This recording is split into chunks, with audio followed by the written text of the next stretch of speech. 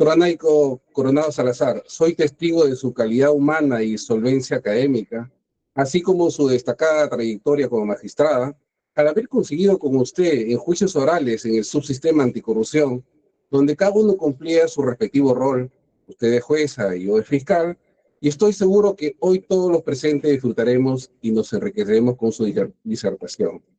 Para concluir, quiero expresar mi sincera satisfacción por contar con la presencia de cada uno de ustedes en este importante evento académico. Muchas gracias. Gracias por la invitación. Y en primer orden, agradecer a la presidencia de la Junta de Fiscales Superiores de Lima Norte, en la persona del doctor Freddy Ángel Morovejo Ramos, y también, como no, a quien me ha invitado a esta exposición, al doctor Ronald Caballero Benítez, como coordinador académico del Distrito Fiscal de Lima Norte. Con mucho gusto agradezco la invitación de poder compartir con ustedes y también saludo, obviamente, a todos ustedes que se han conectado, señores fiscales, señores asistentes de función fiscal, personal administrativo y todos aquellos compañeros interesados en escuchar esos temas que ciertamente tienen gran interés, sobre todo a nivel de la casuística, ¿no? Muy bien, con este agradecimiento, doctor Caballero, le agradezco sus palabras también de presentación. Es cierto, hemos tenido juicios y múltiples juicios en el sistema anticorrupción en los diferentes roles y conozco también de su trabajo. Seguramente sigue avanzando en esa misma línea y me da mucho gusto ver que está como coordinador académico, ¿no? Así es que a seguir adelante y a todos también. Muy bien, vamos a iniciar entonces nuestra participación.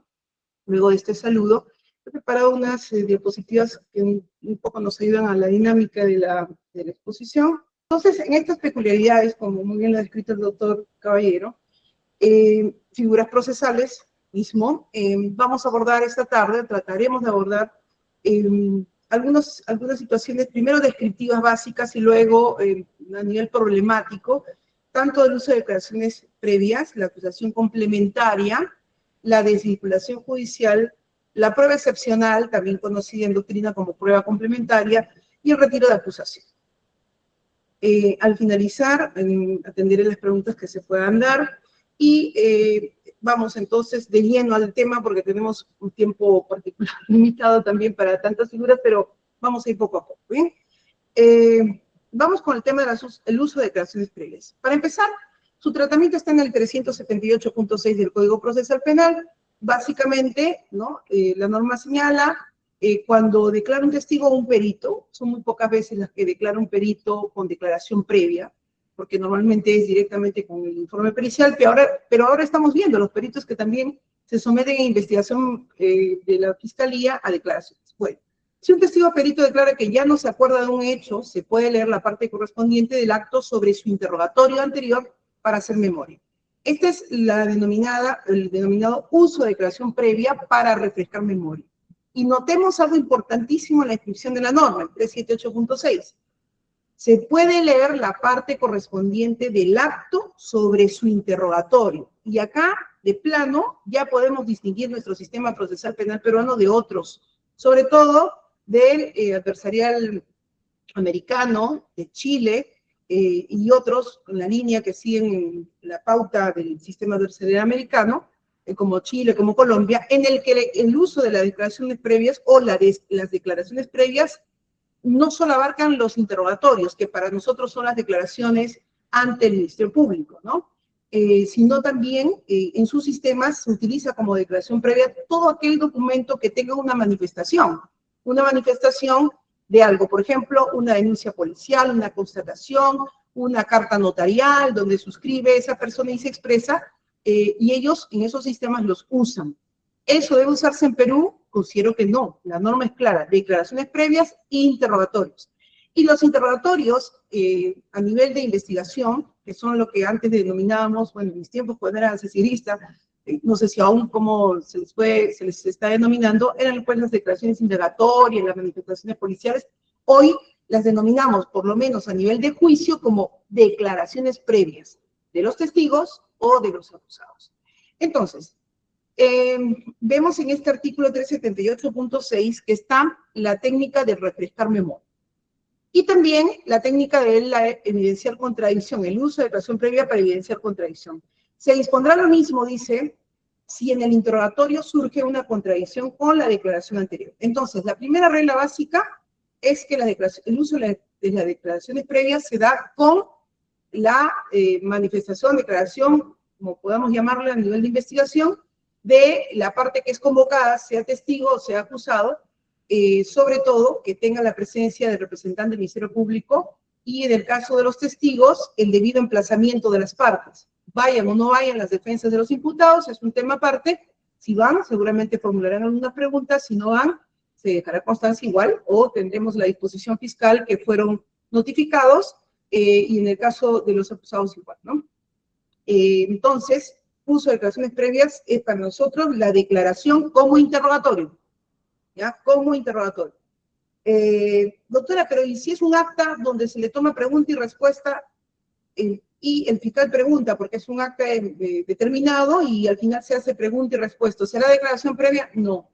Las declaraciones de la Contraloría, donde hay preguntas y respuestas de la autoridad, ¿será declaración previa? No, porque no hay fiscal. En la anterior, en el acta, no, porque seguramente no hubo en el emplazamiento previo y porque no se le denominó al acto la diligencia declaración previa o manifestación o indagación del testigo a nivel de la investigación, sino que requiere propiamente ser el acto de su interrogatorio. Pregunta-respuesta, intervención de la fiscalía y de estar en alguna otra parte, en el caso de los testigos. Entonces, esa es la primera idea básica que quiero que quede en este tema del uso de las declaraciones previas. El interrogatorio a nivel previo al juicio, en este caso a nivel de la investigación preparatoria, ¿no? Y segunda idea, que para Perú no valen, de acuerdo a nuestra norma procesal, porque hay que distinguirla de otros sistemas procesales cuando recibimos capacitaciones de otros países. Perú, no, de acuerdo a su norma, no permite el uso de declaraciones previas respecto de un voucher, de una carta, de una denuncia policial, etcétera, etcétera. No, solo interrogatorios. Muy bien, sigamos avanzando. A ver, estas dos técnicas del uso de la declaración previa tienen reglas generales, ¿no? Refrescar memoria siempre, en este caso todos estamos en el ámbito de la fiscalía, siempre para que refresque memoria a su testigo, al que usted ofreció y le fue admitido en etapa intermedia para que declare en juicio. Siempre, por regla general. Y el evidenciar contradicción, la técnica del uso de la declaración previa para evidenciar contradicción, por regla general, siempre es para, en este caso, desde la visión de los fiscales, para los testigos de la contraparte, ¿no? Es decir, sí, para los testigos de la contraparte. Hay un error en la diapositiva. Vayamos avanzando. Entonces, la regla es, a mi testigo, si no recuerda algo cuando le estoy preguntando como fiscal, le preguntamos, hacemos una pregunta y el testigo dice, no recuerdo. Señor juez, pido en este acto el uso de declaraciones previas. Sería mejor no esperar que el juez le diga, ¿para qué? La finalidad de frente. Señor juez, pido en este acto el uso de declaración previa para refrescar memoria. Punto. ¿No? Entonces sería mucho mejor, más dinámico. A continuación, se le presenta la declaración previa a su testigo. Previamente, es muy bueno que el fiscal en este caso anuncie cuál de las preguntas de la declaración previa es la que va a utilizar para que la contraparte lo siga, ¿no? O si no, el juez le indicará cuál es para que la contraparte que tiene su declaración previa consigo lo ubique. Y a continuación, cuando ya se terminó ese procedimiento, le pondrá la vista del testigo para que lea en silencio, y luego, muy importante, que el propio fiscal pueda hacerle la pregunta de aquello que el testigo dijo no recuerda. Esa es la regla, ¿no? La manejamos los que estamos en juicio, muy bien, como regla general. Pero la pregunta es, en el acto de refrescar memoria, ¿yo, fiscal, podría refrescar memoria al testigo de la contraparte? ¿Yo, fiscal, podría refrescar memoria al testigo de la contraparte? Y la respuesta es sí, de manera excepcional. Alguien diría, pero no, no es posible, si mi testigo le puedo hacer refrescar memoria, pero al testigo de la contraparte, no, a él le tengo que evidenciar contradicción. Sí, pero hay una excepción. ¿Por qué? porque los testigos de la contraparte, a quienes por regla tendríamos que evidenciar contradicción, le podemos hacer preguntas de refrescar memoria cuando ese testigo no me afecta como fiscal. Es más, su testimonio sí es del abogado, pero yo lo voy a aprovechar, ¿no? En su testimonio voy a describir más aspectos que él da, porque no me afecta. Es más, podría ser hasta positivo para mi tesis. Por ejemplo, es un testigo que presenta, supongamos, la defensa presenta, digamos, a la esposa del acusado, ¿no? Y en regla, yo tendría que evidenciarle contradicción a la esposa del acusado. Sin embargo, no voy a evidenciarle contradicción, voy a aprovechar su testimonio para preguntarle detalles de cómo era el acusado, cómo se desenvolvía con sus hijos, qué, digamos, actitudes tenía para los cumpleaños, de acuerdo al caso, ¿no? Y sacar información. Y por ahí, si el testigo dice, bueno, sobre eso no recuerdo, por poner un ejemplo de la esposa, podría ser cualquier otro ejemplo, utilizar la declaración previa para refrescar su memoria. Entonces, por regla general, yo refresco la memoria de mi testigo, pero por excepción, podría refrescar la memoria del testigo de la contraparte. Podría ser. De la misma manera, yo, fiscal, lo que voy a hacer con el testigo de la contraparte, por regla general, es evidenciar contradicción, ¿no? Eso es un poco complejo, doctor Caballero, disculpe usted, no sé si me están siguiendo, otra vez estoy avanzando muy rápido, pero en el caso de nuestros testigos, y nos quedamos por un momento en refrescar memoria, le decíamos que la regla es que nuestro testigo, si no recuerda algo, utilicemos la técnica de refrescamiento de memoria. ¿Podemos con nuestro testigo utilizar la técnica de evidenciar contradicción? Sí, pero eso ya será en el caso del testigo hostil.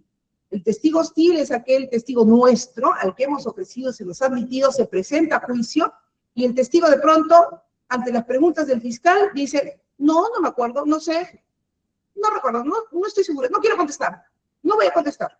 No, se le exhorta, no sé, y es renuente. Ese es el testigo hostil. O el que responde por otros lados, ¿no? No da la respuesta concreta a la pregunta concreta.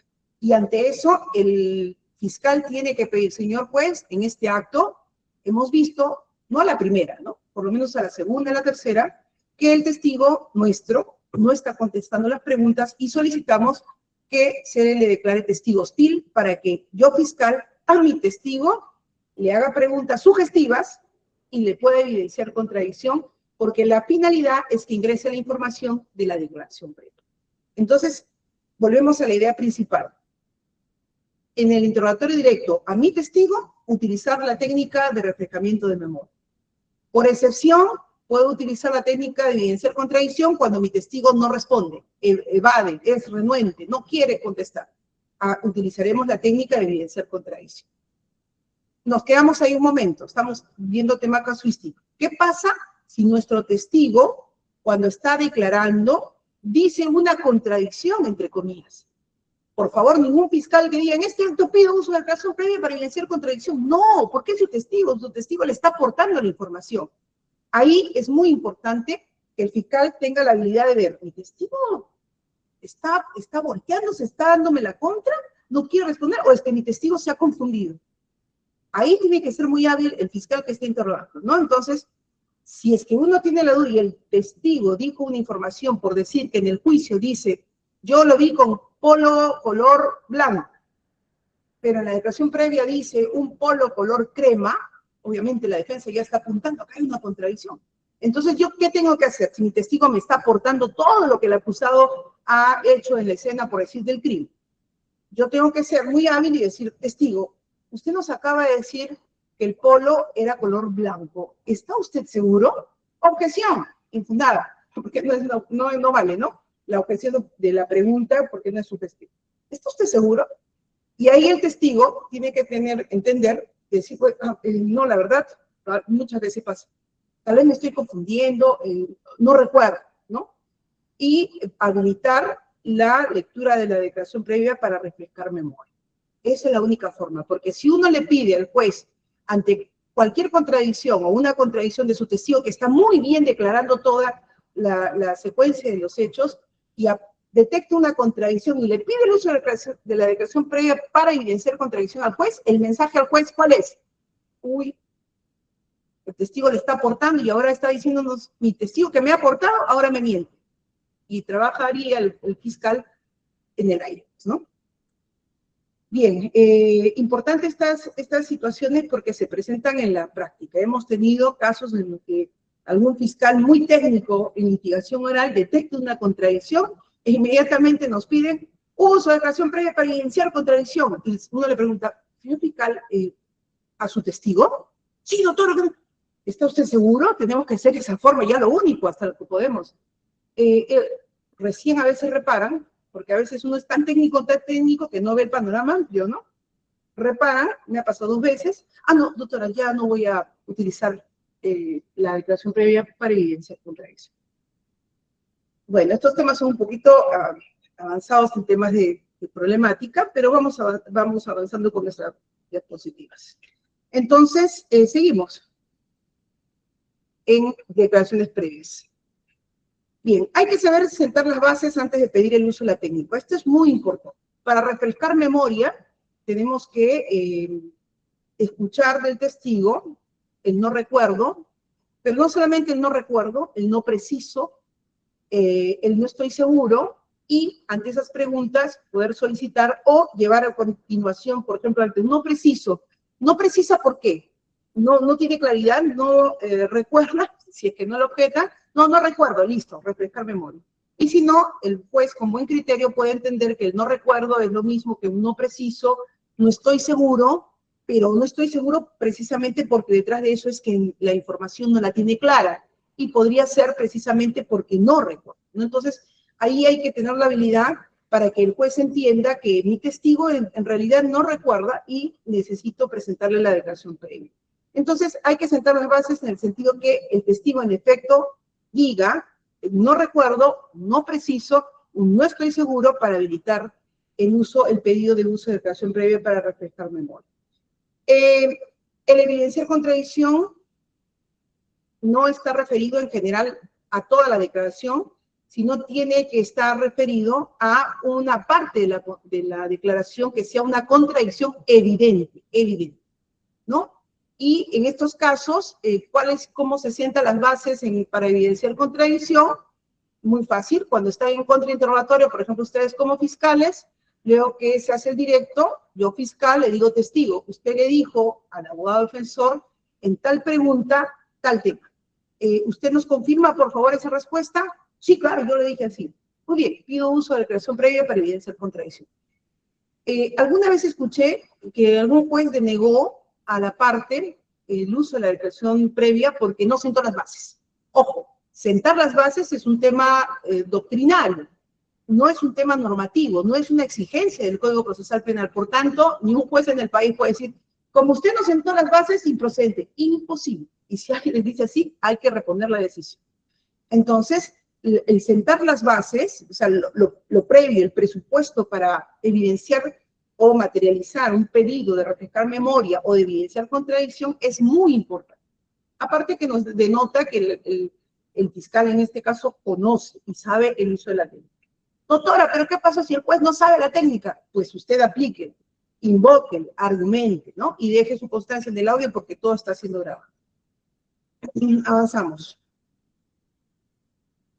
Bueno, como ya sabemos, la regla también en refrescar memoria es que el testigo lee en silencio y a continuación que termina de leer, la pregunta del fiscal es muy importante, ¿no? ¿Cuál es la pregunta del fiscal? La misma que dijo anteriormente y que el testigo dijo no recuerdo.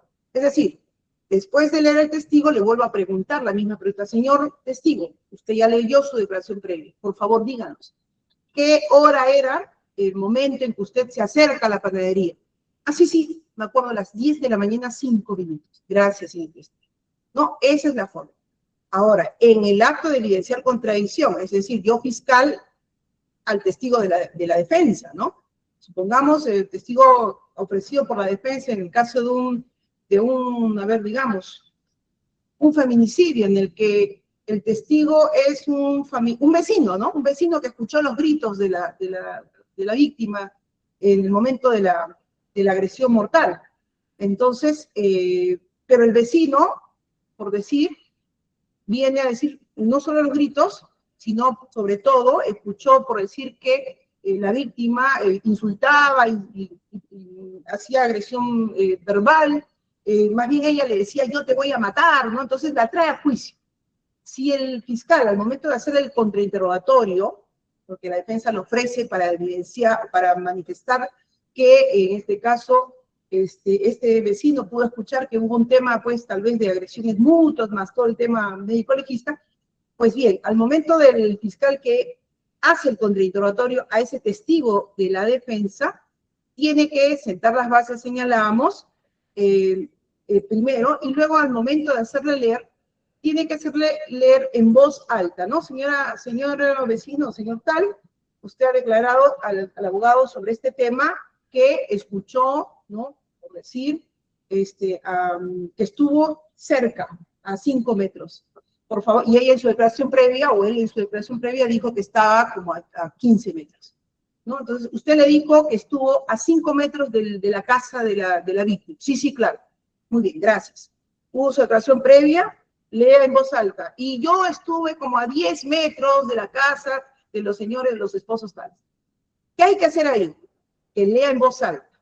Pregunta y respuesta es mucho más contundente. Pregunta y respuesta. Ahora, toda la respuesta dependerá. Si el contexto de la respuesta que queremos evidenciar ante el juez que hay una mentira, es necesario leer 2 líneas, 3 líneas, excelente. Y en ese momento que termina de responder la persona, el testigo a quien yo le estoy contrainterrogando como fiscal, suficiente que diga, y yo estuve a 10 metros del lugar de la casa. Gracias, señor testigo, o señora testigo, suficiente. Sí, pero yo quiero explicar que en eso, ¿suficiente? No hay más preguntas.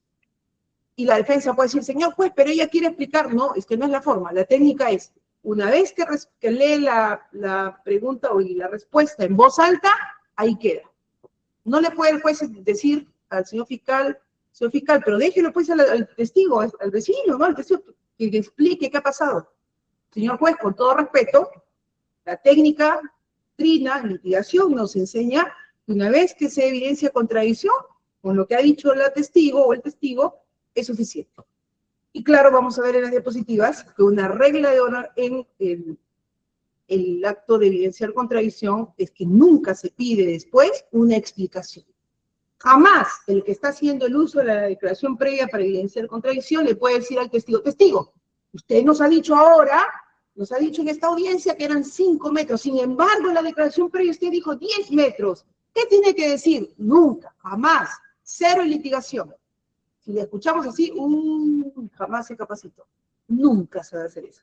¿Por qué? Porque si hacemos esa pregunta, que en la práctica la pueden hacer, estaríamos rehabilitándolo, pues para que le explique. No, yo le dije al policía que eran 5 metros. Él habrá puesto otro. Yo estoy seguro, completo, ya lo habilitó. Le dio la oportunidad que esa contradicción que la habíamos logrado, y punto, suficiente, no más, él se rehabilitó. ¿Quién tiene la labor de rehabilitar al testigo desacreditado por una contradicción de este tamaño? La propia defensa, la propia parte que lo ofreció y tendría que hacer un redirecto, ¿no? Bueno, sigamos. Acá está. No se pide explicación sobre la contradicción. Nunca, apuntar por favor, jamás. En el uso de las declaraciones previas, hay un tema bastante interesante. Tal vez esto es más para un tema de alegatos finales. Pero ¿qué nos pasa en la casuística? Ojo, cuando lee la declaración previa, por ejemplo, para evidenciar contradicción, y el testigo lee en voz alta, hay que tener mucho cuidado o finalmente es un tema a favor. ¿A qué me refiero? Que las partes no se dan cuenta, pero nosotros sí nos damos cuenta, los jueces, que mientras más información entre, pues podemos los jueces verificar que lo que dijo el testigo en el juicio es exactamente igual que lo que dijo en la declaración previa, los mismos detalles. ¿Y qué mensaje se nos da? Se nos da persistencia en la incriminación, elemento fundamental. Claro, eso lo decimos así abiertamente, porque es lo que nosotros notamos, pero a veces, por ejemplo, las defensas, ya hago el ejemplo de las defensas porque les pasa a ellos, lea, señor, de la línea 1 a la línea 10, y uno en su corazón dice, doble filo, o sea, porque si va a leer tanto, y todo lo leído por el testigo en voz alta, por ejemplo, vemos que es lo mismo que en juicio, persistencia en la incriminación, y a veces no se dan cuenta. ¿Cuál es el mensaje entonces? En el caso de evidenciar contradicción, que se lea lo preciso, no más, porque lo que yo quiero como litigante es evidenciar ante el juez que el testigo, que no es mío, está mintiendo, ¿no? Pero si logro que entre más información, el mensaje se está mintiendo, pero esa mentira es pequeña porque todo lo demás es tal cual lo ha dicho el juicio. No sé si me siguen en este punto. Entonces hay que tener mucho cuidado en eso. Bueno, el más feliz, obviamente en el caso de la defensa, el más feliz en este contexto es el fiscal. ¡Qué bien! Que siga leyendo, ¿no? Pero bueno, eso no puede tener incidencia porque el fiscal no entra en ese tema, solamente en la defensa. Muy bien, sigamos. Vamos a la acusación complementaria. No sé si hay algo más por ahí de alguna idea de las declaraciones previas. Si hay preguntas, por favor, adelante. Vamos con la acusación complementaria del 374.2.3. Muy bien, ¿qué nos dice? La acusación complementaria, esa figura por la que se presenta una ampliación de la acusación mediante la inclusión de un hecho nuevo o una nueva circunstancia. Ojo, hecho nuevo o una nueva circunstancia que no haya sido mencionada en su oportunidad, ya o sea, en la acusación fiscal, que modifica la calificación legal o integra un delito continuo. Entonces, acá hay un tema de discusión, y lo reconozco porque es un tema bastante interesante que no se aborda mucho. Hay una casación, bueno, ahorita no recuerdo, creo que la de Ayacucho, no soy muy buena para los números, hay una casación de hace 2 o 3 años. Hicimos un artículo también sobre acusación complementaria y sobre desvinculación judicial, que está publicada. Pero, ¿qué quiero decir con esta descripción de la acusación complementaria? Primer tema, que tiene que ser un hecho nuevo vinculado a la acusación. O sea, tiene que estar vinculado a la acusación. O una nueva circunstancia. O sea, el hecho es tal cual, pero se le agrega un agravante, se le agrega, ya no es, por decir, se le agrega que es en la noche, en el caso de un hurto agravado, etc. Una nueva circunstancia o un nuevo hecho vinculado al que está en la acusación fiscal. No es un hecho totalmente diferente, desvinculado. Tiene que ser vinculado. En segundo lugar, de la sola descripción que vemos, alguien diría, y entonces el fiscal no puede hacer una recalificación jurídica sin mover nada, el hecho, ni ninguna circunstancia. Ese es un problema. Ese es un problema, ¿no? Claro, en verdad les digo que no muchos lo detectan, pero sí es un problema si es que tenemos litigantes acuciosos o un juez acucioso. Diría, oiga, señor fiscal, usted me está diciendo que sobre estos mismos hechos ya no plantea la colusión, sino una negociación incompatible. Nos parece una desvinculación judicial, porque está pidiendo una recalificación jurídica. Es discutible, ¿por qué? Porque como vemos en la norma, se dice la inclusión de un hecho nuevo, una nueva circunstancia que modifique la calificación legal. Y entonces hemos escuchado algunos defensores que dicen, es imposible la recalificación jurídica del propio fiscal, ¿no? Y en otros casos, y en otra postura, yo me adscribo, que si puede, la norma finalmente alude a la modificación de la calificación legal.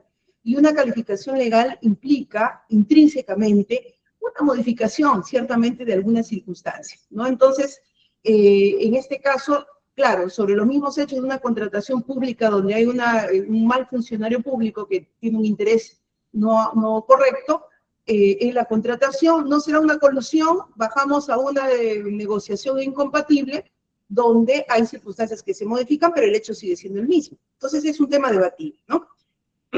Lo mismo puede pasar con actos contra el pudor, con violación, etcétera, etcétera, ¿no? Entonces, en conclusión, lo importante es que la acusación complementaria se base en un nuevo hecho o circunstancia, algo fáctico, que tenga su incidencia en la calificación jurídica. Si es solo una recalificación jurídica, yo creo que sí va, porque ¿qué tal si en un tema de actos contra el pudor en realidad es una violación sexual de menor, ¿no? Y el juez no lo va a advertir? Yo tengo que cubrir eso, tengo que hacer una acusación complementaria. Y invocar en el contenido el tema fáctico es muy importante. ¿Por qué? Porque el juez no puede mover ni una letra, ni una coma de la acusación fiscal. Nada. solo puede ser recalificación jurídica y lo vamos a ver en la desvinculación judicial. En cambio, el fiscal sí. El fiscal puede agregar un nuevo hecho, una nueva circunstancia, a eso agregarle el tema de una nueva calificación, incluso integrar un delito continuado, etc. Él puede. Incluso en este tema, lo podemos verificar, puede ser de la acusación una figura que no es tan grave a una grave, porque la acusación complementaria es un monopolio, en el buen sentido, el poder absoluto del fiscal. Nadie le puede decir que no, salvo que haya situaciones totalmente alejadas de la posibilidad de una acusación complementaria, que lo vamos a ver en los ejemplos a continuación. Entonces, tampoco la acusación complementaria puede ser sujeto al control del juez, en el sentido de fondo. De forma tal vez, pero de fondo no habría forma. Tendría que el juez, como dice el procedimiento, seguir, avanzar y ya en la sentencia verificar el pronunciamiento, ¿no?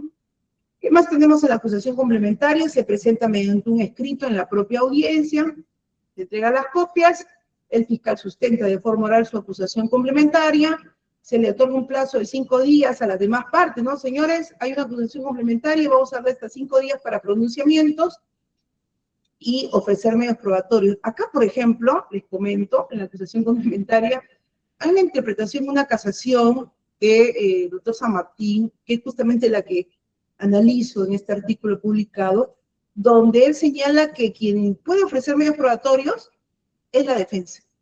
Y la norma no señala eso, dice las partes, ¿no? Y algunos jueces pueden decir, no solamente la defensa puede ofrecer medios probatorios ante la acusación complementaria del fiscal. No, si el fiscal hace una acusación complementaria, el fiscal también obviamente puede presentar medios probatorios nuevos en el marco de la acusación complementaria, como lo puede hacer el actor civil, como lo puede hacer la defensa. Entonces, sí hay esa posibilidad. Retomada la sesión luego del plazo de los hasta 5 días, se escuchan los pronunciamientos y las partes pueden ofrecer los medios probatorios al respecto, ya las tienen que tener, ¿no? Ser sometidas al debate y, si se admiten, actuarse. ¿Se puede recibir una ampliación de la declaración del acusado? Sí, claro, y se actúan los medios probatorios admitidos en el marco de esta acusación complementaria. Termina el procedimiento, volvemos al procedimiento común, donde estaban, por ejemplo, en plenas declaraciones de testigos o en plena oralización documental, terminamos una fase, volvemos al camino regular de la actuación probatoria. Por ejemplo, vamos a ver algunos ejemplos. Porque corto el tiempo, voy a avanzar un poquito más, ¿ya?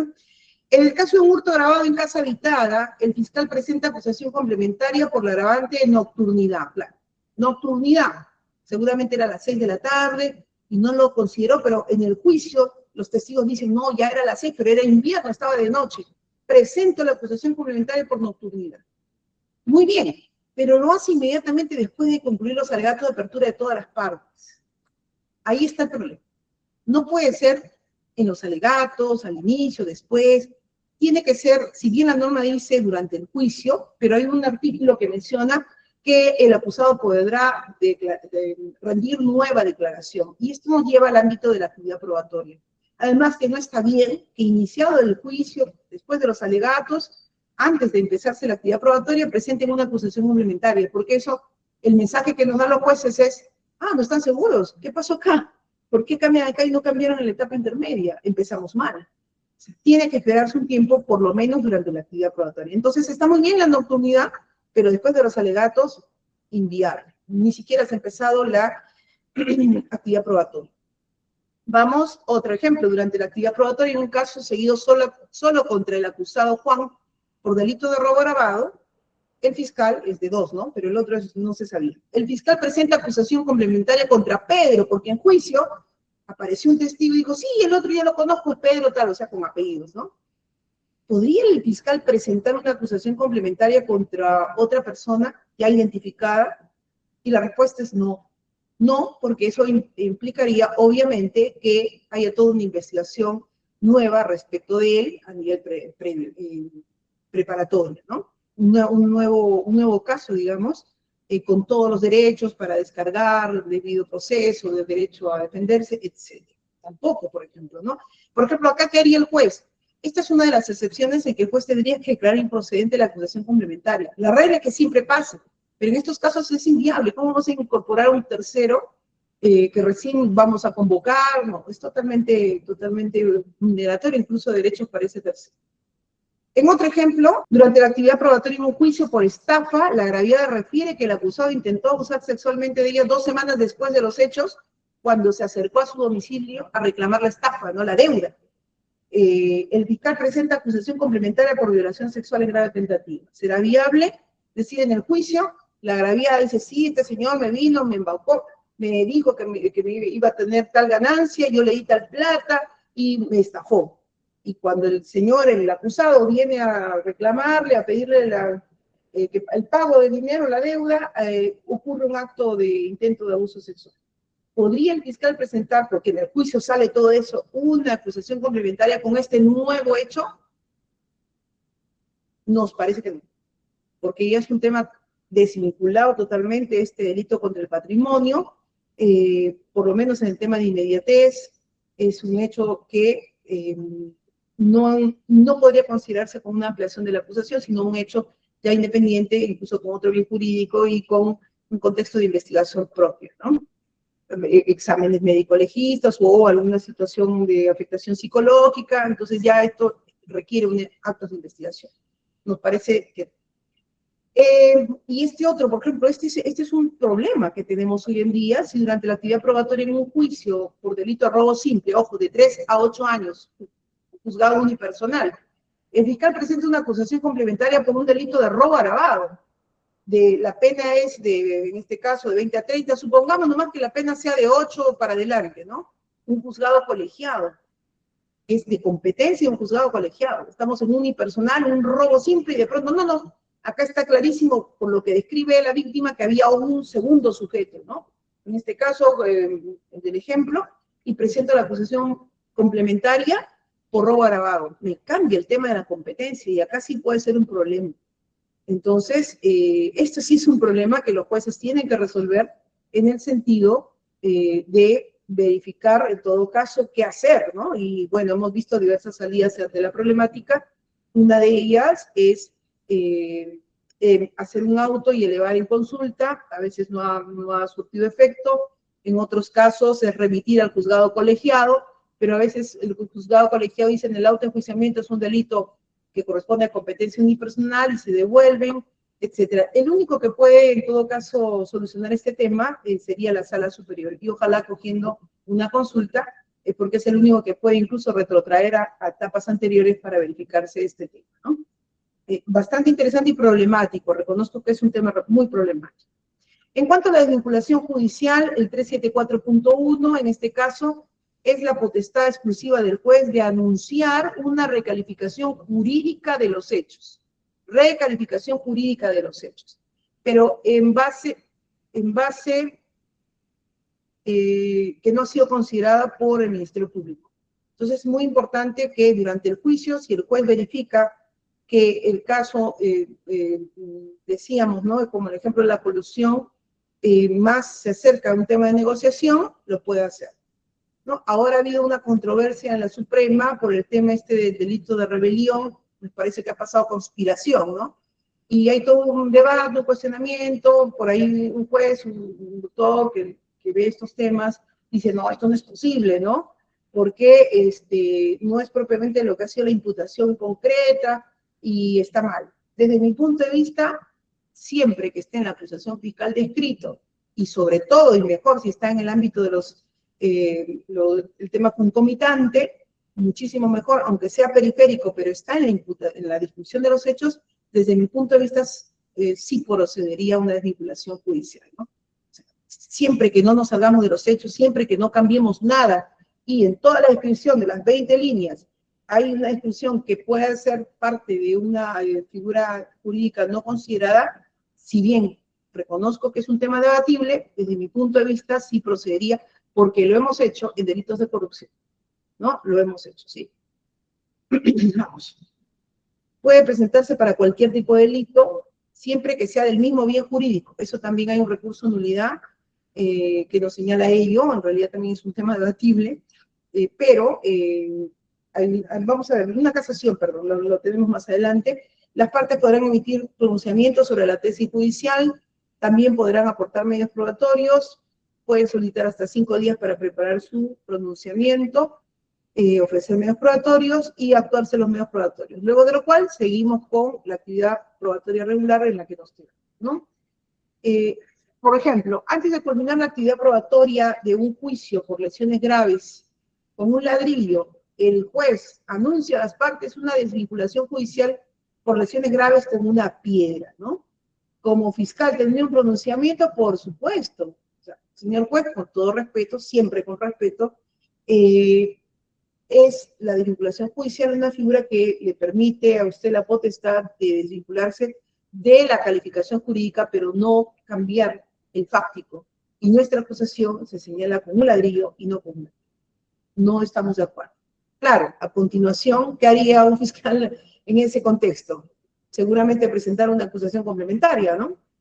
Sí, sí, pues, si es que en realidad al final es con una piedra, y si por no cambiar van a absolver, ahí tiene que haber mucha habilidad también del fiscal de verificar lo que se ve en la actuación de la prueba. Si viene un testigo, su imputación era por el ladrillo, que parecía, ¿no? Una piedra, pero es un ladrillo, en la acusación dice un ladrillo, y durante las declaraciones terminan diciendo los testigos, los peritos, en realidad no, esto no era un ladrillo, es una piedra, ¿no? Con tal características y tal color, obviamente el fiscal inmediatamente en su despacho una acusación complementaria, mañana la presenta a juicio. Señor juez, pido acusación complementaria por el fáctico en relación al objeto con el que fue la agresión, es una piedra.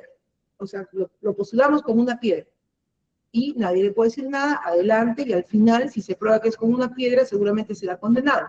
De lo contrario, si el fiscal no reacciona en una acusación complementaria, porque eso es sobre los hechos, probablemente el juez tenga que absolver. Es también un tema problemático, pero hay que estar muy hábil, el fiscal tiene que ser muy hábil, leer antes incluso que el juez, ¿no? Antes de culminar la actividad probatoria, lo que decíamos, el mismo bien jurídico, enriquecimiento ilícito con una falsificación de documentos, el juez se va a desvincular, dice esta casación 828-2014 de Lambayeque, que tiene que ser el mismo bien jurídico, o sea, enriquecimiento ilícito, corrupción, con cohecho, etcétera. Pero no podría ser con falsificación de documentos, lo cual también hay un cuestionamiento ahí, porque en muchos casos, por ejemplo, de corrupción, terminan no cometiéndose el delito propiamente dicho, pero sí temas de falsedad de documentos, falsedad ideológica, y pues esta casación nos dice no podría desvincular, ¿no? Bueno, esperemos que cambie esto en algún momento, pero por lo menos hay una claridad que la desvinculación judicial debe ser dentro del mismo bien jurídico, otra figura dentro del mismo bien jurídico. La prueba excepcional del 385.2 del Código Procesal Penal, el juez acá, la característica es que durante el juicio surja del debate la necesidad de realizarse una prueba, de actuarse una prueba, y lo característico es que sea relevante para esclarecer la verdad y que surja del debate. Son dos presupuestos, ¿no? Que sea sumamente trascendental para esclarecer la verdad, indispensable, dice, o manifiestamente útil para esclarecer la verdad, y que surja del debate. Son dos. Ahora, ¿por qué le llamamos prueba excepcional? Se le dice también prueba complementaria, y yo prefiero llamarle prueba excepcional porque la norma incluso señala, ¿no? El juez excepcionalmente, y esa es la naturaleza. No está bien que los jueces pregunten, bueno, hemos terminado la actividad probatoria, ¿alguna prueba complementaria? No es un paso procesal. Si alguien lo pide bien, si no, hemos terminado la actividad probatoria, alegatos. Tienen que pedir la admisión de prueba excepcional la parte. Ahora, ¿cuándo se llamará prueba de oficio? Cuando el juez, de manera propia, considera y anuncia, acá en este caso vamos a actuar o solicitar este medio probatorio para ser actuado. Eso es de oficio. Alguna vez alguien nos dijo, señores jueces, les pido que hagan prueba de oficio. Eso no es prueba de oficio. Eso ya es prueba excepcional, que le está pidiendo al juez que la practique, la solicite, etc. La prueba de oficio es la que el propio juez puede hacer. Debe hacerse, en mi punto de vista, lo mínimo. En mi experiencia al frente de juzgamientos, solo unos años, 2 veces lo hemos hecho. Y para determinar una pena menor, en el caso de un chico que está con un tema borderline, robaba para consumir, intentos de suicidio, lo escuchamos del escuchamos de la declaración de la madre, pedimos una prueba, hicimos una prueba de oficio llamando a la perito psiquiátrica, en ese caso era la Corte de Arequipa, la perito le tomó en 2 días el informe, vino a exponer y dijo eso, ¿no? Había intentos de suicidio, personalidad borderline, empezó a consumir desde los 11 años, o sea, todo un drama. Y eso nos permitió no poner después los 10, 12 años de la pena privativa de libertad, y le bajamos hasta en ese tiempo hasta el 4x3 fundamentado, ¿no? Porque hay que hacer una fundamentación sumamente reforzada. En fin, es también un tema debatible, lo ideal es que no haya mucha prueba excepcional, ¿no? Porque a veces se va el tema un tanto el subsidio a alguna de las partes, pero finalmente hay que definir o verificar caso por caso. No tiene una exigencia de temporalidad para su admisión. No, me opongo porque está en la carpeta fiscal, y eso no importa, lo importante es que sea trascendente para esclarecer la verdad y que surja del juicio, ¿no? Y aquí algunos temas, por ejemplo, ¿no? Durante el juicio aparece que los testigos hablan de una tal Teresa, con apellido y todo, ¿no? Quien la defensa alude y pregunta, y se trata de una persona con nombre completo que ha visto, en este caso del ejemplo, ha salido su nombre en juicio y permitirá verificar, consolidar la versión de su patrocinado, en el caso de la defensa, de que el acusado no estuvo en el lugar de los hechos, ¿no? Él estuvo en una apoyada, y Teresa estaba en esa apoyada, y Teresa nunca vino a declarar. Entonces, pide como prueba excepcional a la defensa que presenten a Teresa. Es importante porque ella no va a decir la verdad, de dónde estuvo el acusado. Obviamente, como fiscales tienen que oponerse, y el juez tampoco admitir esta prueba, porque la prueba excepcional no es para consolidar la tesis del fiscal o la tesis de la defensa, es para esclarecer la verdad. Y acá claramente lo que se ha buscado es consolidar la tesis de defensa. Al culminar la actividad probatoria, el fiscal solicita como prueba excepcional la declaración de un colaborador eficaz. Podrá ser admitido como prueba excepcional el colaborador eficaz, luego de hacerse su proceso especial de manera alterna, puede ser presentado como prueba nueva, puede ser presentado en etapa intermedia, obviamente. El colaborador eficaz 1/2025, muy bien. Puede ser presentado como prueba nueva si es que su sentencia sale después del control de acusación. Puede ser presentado como prueba en el marco de una acusación complementaria, por supuesto, es la oportunidad. A veces hasta se genera la acusación complementaria para que ingrese el colaborador eficaz como testigo. ¿Por qué? Porque el proceso y la sentencia recién se dio justo en plena actividad probatoria de un juicio. En el otro caso, en el proceso especial, termina la sentencia, el fiscal tiene el colaborador, pido, dentro del marco de la prueba por acusación complementaria, lo ofrezco. Puede ofrecerlo también porque el juez hace una desvinculación judicial, sí.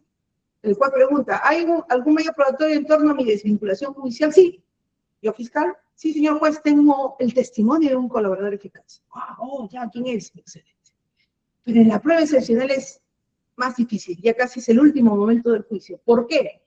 Porque tiene que surgir del debate, y normalmente los colaboradores eficaces vienen detrás, ¿no? Detrás de bambalinas, digamos, detrás del escenario. Es un proceso reservado, no de conocimiento de la mayoría, solo de las partes implicadas, acusado, imputado y Ministerio Público y su defensa. Entonces, y para esclarecer la verdad, debatible, porque es más para consolidar la tesis del fiscal, ¿no? Entonces, hay que tener mucho cuidado. Si hay colaboradores eficaces en el camino, hay que plantearlos o en la nueva prueba, o en marco de una acusación complementaria, o aprovechando una desvinculación judicial, ¿no? O en una prueba excepcional, bueno, si es lo último, porque ya la sentencia salió justo antes del momento ya para presentar la prueba excepcional, terminó la actividad probatoria, pues intentarlo, ¿no? Alguna vez hemos admitido una, pero en otros casos es muy, muy difícil. Finalmente, el retiro de acusación fiscal de 387.4, si el fiscal considera que los cargos formulados contra el acusado han sido enervados en el juicio, retirará la acusación. A ver, en mi experiencia, retiros de acusación para sacarse el sombrero, ¿no? Para sacarse el sombrero. Lo he visto, señores fiscales, muy pocas veces, tal vez unas 4 o 5 veces, y uno dice, caramba, qué objetividad del señor fiscal. Lo resaltamos porque eso es algo que en nuestro sistema todo es malo, todo es copias, todo es control, ¿no? También lo bueno, ¿no? Y nos acordamos mucho que resaltamos al señor fiscal, reconocemos y felicitamos su objetividad. Claro, al final, ¿no? Después de decidir. porque una vez que se retira la acusación, el juez resuelve en la audiencia, ¿no? O hasta entre 2 días hábiles. Si está de acuerdo, analiza, verifica, ha visto la prueba y puede en ese acto resolver, o hasta 2 días, se tiene por retirar la acusación fiscal y el sobreseimiento definitivo. Y si no está de acuerdo, eleva los actuados al superior. Ahora, ¿cuál es lo importante en el retiro de acusación? Desde mi experiencia, ¿no? Desde la casuística. Por duda razonable, ¿lo habremos visto alguna vez? No. Y se entiende que nunca, ni un fiscal en el país podría retirar la acusación porque le genera duda, ¿no? Ese es trabajo del juez.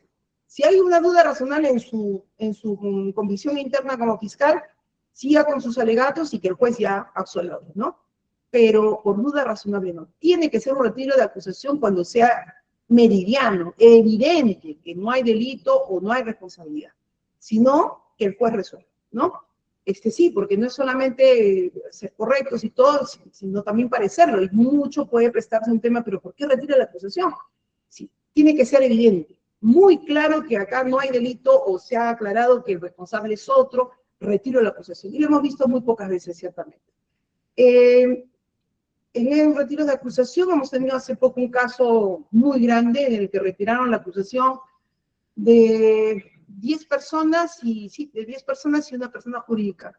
De las 10 personas le aceptamos 9 y una no. Se fue al fiscal superior. El fiscal superior dijo, no, está bien lo que ha hecho el fiscal de primera instancia, así es que, como dice la norma, lo que resuelva, si no estamos de acuerdo los jueces, lo que resuelva o disponga el fiscal superior es vinculante al fiscal de primera instancia y al juez. No hay nada que hacer. Si dice que está yo no estoy de acuerdo como jueza y el fiscal superior dice, no, está bien el retiro de acusación del fiscal provincial, listo, yo tengo que proceder a obedecer. No hay otra cosa. Si el fiscal superior, y en uno de esos extremos, de la persona jurídica, nos dijo, no, no estamos de acuerdo, fiscal provincial, acuse, no con su retiro de acusación, tuvo que acusar y resolvimos el caso con los otros 30 personas porque era un caso como de 50, ¿no? Muy bien. Algunas situaciones ya finales, el fiscal podría retirar la acusación al inicio del juicio, lo he visto, por favor no hagan eso. El retiro de la acusación está en el artículo 387, y el 387 es alegatos finales, alegatos de clausura, o sea, esa es la parte final. Entonces, ni un fiscal en el país podría retirar la acusación al inicio, mal signo, signo de mal trabajo, en todo caso, ¿por qué no se presentó un sobreseimiento en la etapa intermedia? O sea, no podría hacerse. Pero, ¿qué pasa, doctora, si el juez la acepta? Por terminar un caso, ya es un tema de responsabilidad funcional, ¿no? El fiscal puede retirar la acusación por la imputación alternativa debido a que insistirá solamente con la imputación principal. ¿Será viable? No es viable, porque la imputación alternativa con la principal está en base al mismo hecho. Si yo retiro por la imputación alternativa, prácticamente estoy dejando sin piso hasta la imputación principal. Lo mismo pasa en un concurso ideal. No, ya no es la figura 1 del concurso ideal, me quedo solamente con la segunda. Pero es sobre los mismos hechos. Prácticamente está diciendo, dejo sin hechos. No se puede hacer, ¿no? Simplemente al final, en los alegatos dirá, yo, fiscal, señores jueces, sustento este alegato por la imputación principal. O sustento por la imputación alternativa, o es decir, deja la otra. El juez puede hacerle caso o puede optar por la otra figura que dejó de sostener. Alguna vez hemos escuchado a un fiscal decirnos, bueno, voy a sustentar la imputación alternativa y la principal. Debatible, ¿verdad? No nos gustaría escuchar eso porque como que no nos da seguridad. Pero nos dijo, porque nosotros somos los reyes de los hechos y ustedes los reyes de los derechos. Recuerdo que casi tuvimos que contenernos la risa, pero adelante, doctor. Bueno, cosas de audiencias. Finalmente, el fiscal solo podrá retirar la acusación fiscal en el caso del colaborador eficaz que debe salir de un proceso común. La norma dice, ¿no? Al colaborador eficaz, cuando es acusado, debe retirarse o se procederá, o una de las formas es en el retiro de la acusación. Retira la acusación. Pero ¿qué pasa si retira la acusación al fiscal? Pero el acusado, que, a ver, retrasamos un poco, avanzo muy rápido, creo. Estamos en un juicio de 3 acusados, ya, de 5. Y uno de ellos, tras el juicio público contradictorio del que está con su abogado sentado en la sala de audiencias o en la conexión virtual, uno de ellos ya desde antes estaba haciendo un proceso especial por colaborador eficaz. Llega un momento que en pleno juicio, en el otro lado, paralelamente, está en actividad probatoria, pero en el proceso especial este colaborador eficaz ya tiene su sentencia. Entonces va ante los jueces o el juez del juicio común y con el fiscal le dicen, necesitamos sacar al colaborador eficaz. Y la norma dice que lo podemos hacer en retiro de acusación. Esa es una sesión reservada que se puede hacer entre el juez, el fiscal y la defensa del colaborador eficaz, ¿no? Mejor, ¿no? A veces no convocar al colaborador porque es mejor debate jurídico entre partes jurídicas. Y el fiscal dice, bueno, señores jueces, hemos pedido esta reunión reservada para informarles que vamos a proceder a retirar la acusación fiscal contra el señor Juan Pérez, por decir, acusado, porque es colaborador eficaz, ¿no? Y vamos a aprovechar el retiro de acusación que la norma nos dice para retirar. ¿Ok? Se hace el acta y procede. Pero ¿qué pasa si a todas luces, todos que se están mirando en juicio saben que él es el principal, el que ha cometido el delito, el mayor responsable? ¿Cómo va a retirar ese fiscal la acusación fiscal? Terrible, ¿no? Entonces, para eso hay otros mecanismos. Uno es el retiro de la acusación fiscal, cuando el caso, digamos, a nivel probatorio podría entenderse, pero si no, hay otras formas, ¿no? En estos casos, bueno, si hay fiscales anticorrupción, podría hacerse el acuerdo interno en el despacho fiscal y luego plantearlo al juez del juicio el retiro a nivel de una declaración de contumacia al inicio y no se presenta, sin órdenes de captura, o un retiro durante la actividad probatoria, con mención que se tiene conocimiento de una sentencia y por tanto se evidencia, incluso ante los demás, la extinción de la acción penal por cosa juzgada y se retira en el caso que el colaborador diga, no me importa que todos sepan quién soy, yo me quiero ir de este juicio. Y nos ha pasado, personas que nos han dicho, yo ya tengo mi sentencia, quiero salir, tengo miedo, me voy del país, y se hace de esa manera en pleno juicio. Claro, todos saben quién es porque la defensa nunca más viene, pero esos son los casos en los que se puede evidenciar porque la persona lo asume y va a salir del país, no hay mayor riesgo. Y en los otros es estos, ¿no? El retiro de acusación, la declaratoria de contumacia, una pena suspendida que en acta no se va a ejecutar, entre otras formas, ¿no? Muy bien, y ya este último plano, esta última diapositiva para pasar a las preguntas, hemos abordado entonces la acusación complementaria que se da durante la actividad, durante el juicio, y es mucho mejor dentro de la actividad probatoria, la desvinculación judicial que se da antes de terminar la actividad probatoria, antes, y la prueba excepcional que se da culminada la actividad probatoria, la prueba excepcional. Y el uso de declaraciones previas que puede darse durante toda la actividad probatoria a través de los testigos. ¿Se puede usar declaración previa para acusado? Desde nuestro punto de vista, no, y así lo defendemos por años.